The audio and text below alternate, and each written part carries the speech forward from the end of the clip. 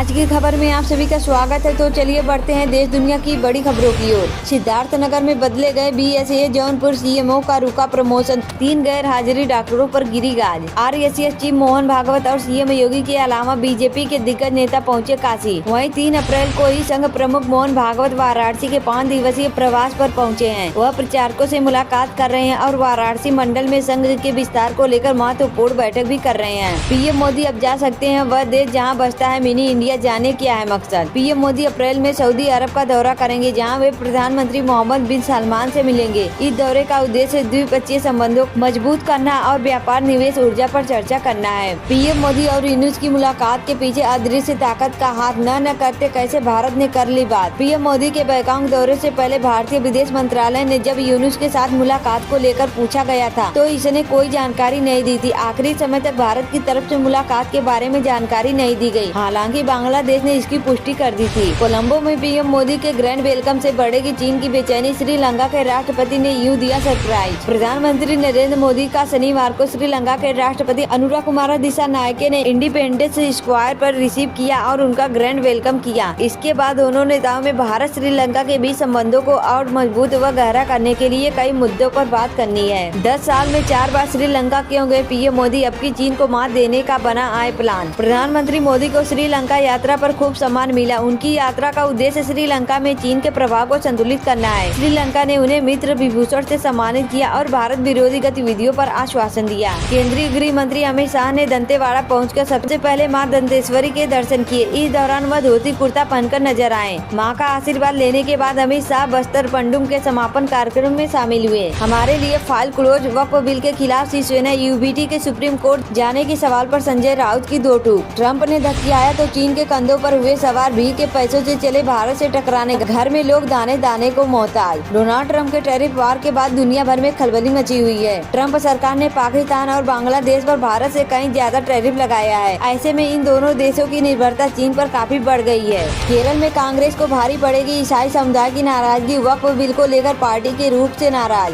वक्फ संशोधन विधेयक पर कांग्रेस और माकपा के विरोध के चलते केरल का ईसाई समाज नाराज हो गया है। पारंपरिक कांग्रेस समर्थक रहे ईसाई संगठन अब भाजपा के संपर्क में है। भाजपा नेता राजीव चंद्रशेखर ने मुनम्बम में जमीन विवाद को लेकर सक्रियता दिखाई, जहां लोग भाजपा में शामिल भी हुए। लालू यादव के कारण उन्हें मुंह छुपाना पड़ रहा है। सम्राट चौधरी ने कहा कि बेचारे की सरकार कहां से बने, लालू प्रसाद जी ने उनको उस लायक छोड़ा ही नहीं है। पहले मुंह बचा के चले तेजस्वी यादव को मुंह छुपाकर चलना पड़ रहा है। पीएम मोदी ने श्रीलंका में पकड़ लिए मनोज के हाथ। प्रधानमंत्री नरेंद्र मोदी श्रीलंका के 3 दिवसीय यात्रा पर कोलंबो पहुँचे। यहाँ उनका जोरदार स्वागत किया गया। मोदी श्रीलंका के राष्ट्रपति अनुराकुमार दिसानायके के साथ विस्तार से बातचीत करेंगे। यूपी के सभी 75 जिलों के लिए योगी सरकार का बड़ा ऐलान, जाने क्या है इस बार खास। इस योजना को लागू करने के लिए यूपी नेडा सार्वजनिक क्षेत्र की कंपनियों के साथ करार करेगी। हर भवन के लिए व्यवहार्यता रिपोर्ट तैयार की जाएगी। अभिषेक बच्चन अपने पिता अमिताभ बच्चन के साथ दिवंगत दिग्गज एक्टर मनोज कुमार के अंतिम संस्कार में पहुंचे थे, जहां बार बार पापा राजी के डिस्टर्ब करने पर एक्टर भड़क गए। डोनाल्ड ट्रंप के हाथ में नजर आया गोल्ड कार्ड, क्या डोनाल्ड ट्रंप के हाथ में नजर आया गोल्ड कार्ड आखिर क्या है। डोनाल्ड ट्रंप अमेरिका को पहले जैसा अमीर बनाना चाहते हैं। इसी के मद्देनजर वह लगातार नीतियों में बदलाव कर रहे हैं। गोल्ड कार्ड भी उनकी इसी चाहत का हिस्सा है। डोनाल्ड ट्रंप ने हाल ही में दुनिया के सबसे गोल्ड कार्ड पेश किए हैं। अब तक 1000 लोग इस कार्ड को खरीद भी चुके हैं। पंबन ब्रिज से जुड़ा एक खौफनाक हादसा 1964 में आए तूफान में बह गई थी यात्रियों से भरी ट्रेन। नए पंबन ब्रिज का 6 अप्रैल को पीएम मोदी उद्घाटन करेंगे। यह भारत का पहला वर्टिकल लिफ्ट सी ब्रिज है, लेकिन इसके साथ ही एक हादसे की यादें भी जुड़ी हुई है। 1964 में आई एक तूफान में पंबन ब्रिज पर यात्रियों से भरी ट्रेन बह गई थी, जिसमें कोई नहीं बचा था।